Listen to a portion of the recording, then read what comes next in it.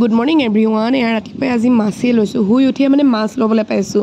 আমাৰ এইফালে বেপাৰী যে পূৰা ফ্ৰেছ মাছ পায় নদী বা পুখুৰীৰ। এয়া মাছ লৈ পাপাক ক'লোঁ আপুনি বাছি দিয়ক, মই বনাম বাৰু আজি। আৰু এয়া ৰাতিপুৱা আমাৰ ঘৰত সদায় ভাত খোৱা হয়, যিহেতু মা স্কুল যায়। আৰু এয়া ৰাতিপুৱা আজি ভাতত আছিলে এয়া এনেকৈ খিচিৰি আৰু আমৰ আচাৰ লৈ পিনি খাই দিলোঁ আমি ভাত সাজ। আৰু ৰাতিপুৱা ভাত সাজ খোৱাৰ পিছত অকণমান ৰেষ্ট লৈ এয়া দুপৰীয়া ভাত সাজ বনাব হ'লেই নহয়। এইফালে কান্ধুলি মাছ, পুঠি মাছ আৰু বাত মাছৰ আঞ্জা বনাম। আপোনালোকৰ লগত ভিডিঅ'টো শ্বেয়াৰ কৰিছোঁ অকণমানকৈ কি পাৰোঁ কি নোৱাৰোঁ বুলি দেখাওঁ। এয়া ভাতকেইটা বনাই মেলি আজৰি হৈ গৰুটো আগপিনে বান্ধি থোৱা আছিলে, ভাবিলোঁ কলপাত দিওঁ, যিহেতু পাপাৰ ভৰিটো দুখ পাই আছে আৰু ভাইটিও নাছিলে, সেইবাবে কলপাতকেইখন গৰুটোক দি ল'লোঁ খাবলৈ। কাৰণ পদূলি মুখতে বান্ধি থৈছোঁ, ক'তো নিবও নোৱাৰোঁ। এইবিলাক কাম কৰা মোৰ অভ্যাস নাই, এইবাৰে প্ৰথম কৰিছোঁ। পাপাই যিহেতু কৰিব নোৱাৰে, ভাইটিও নাই, সেইকাৰণে গৰুজনী কলপাতকেইখন দি পিনি ময়ো আজৰি হৈ গৈছোঁ। আৰু এতিয়া মই দুপৰীয়া ভাত সাজ ধুনীয়াকৈ খাম। ইমান বেছি গৰম পৰিছে। আপোনালোকৰ ফালে গৰমটো কেনেকুৱা জনাবচোন।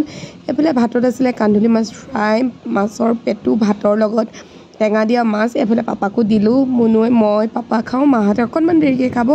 এইফালে পুননুৱা শাকৰ লগত মাছৰ টেঙা জোল বনালোঁ। খাই বৈ আজৰি হৈ পাপাক লৈ গৈ আছোঁ বেংকলৈ।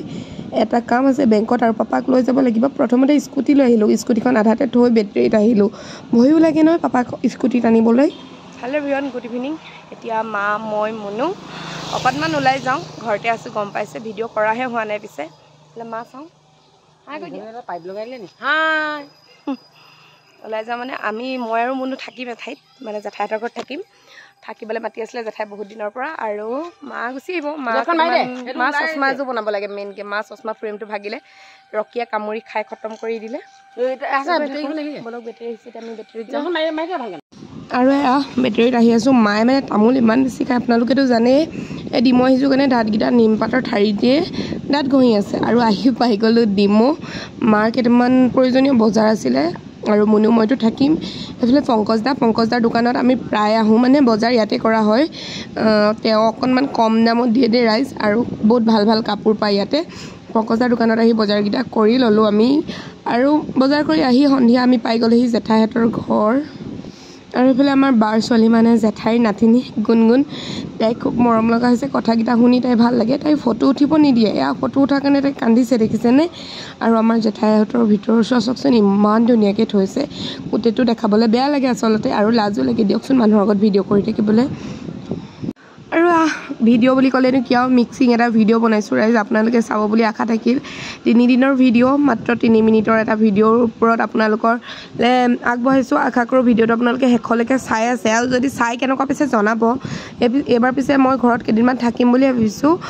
ভিডিঅ' লাহে লাহে দি থাকিম। এইকেইদিন ইমান বেছি গৰম পৰিছে, ভিডিঅ' কৰাৰ একদম মুড নাই। আৰু এইফালে দুপৰীয়া চাহকাপ খাই মেলি আজৰি হৈ মই ওলাইছোঁ মোৰ চাইল্ডহুড ফ্ৰেণ্ড শিল্পাৰ অকণমানি এটা হ'ল, তাক চাবলৈ। এইফালে আপোনালোককো অকণমান দেখাইছোঁ। সি পিছে কান্দি আছে, মাকজনী ইমান লগাই থাকে তাক।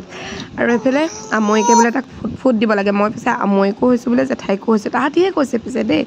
এইফালে শিল্পাৰ অকণমানিটোৰ লগত দুখনমান ফটো উঠিলোঁ। আৰু আজি ভিডিঅ'টো কেনেকুৱা লাগিলে আপোনালোকে জনাব।